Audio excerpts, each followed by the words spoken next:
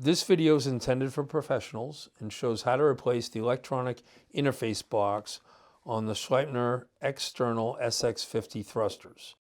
First, remove the lid of your controller using a 3mm Allen key, holding onto the 4 bolts as they are not captive.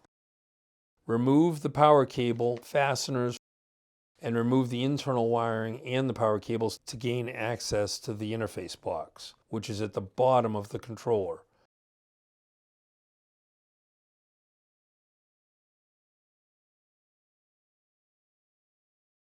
Carefully remove your solenoid protection cover.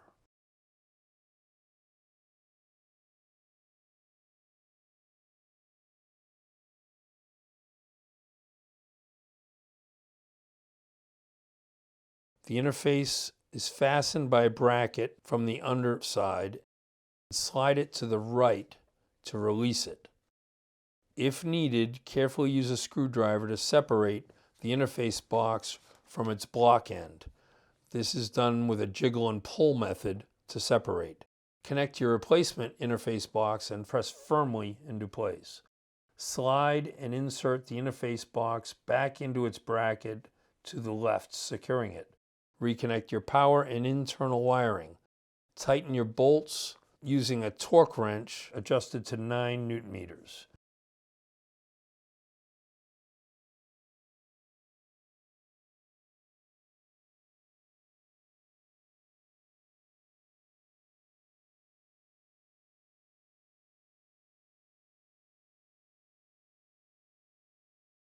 Now replace your power cable fasteners or glands externally on the box. You can now close your lid on the box and tighten your bolts. Please contact IMTRA for further information.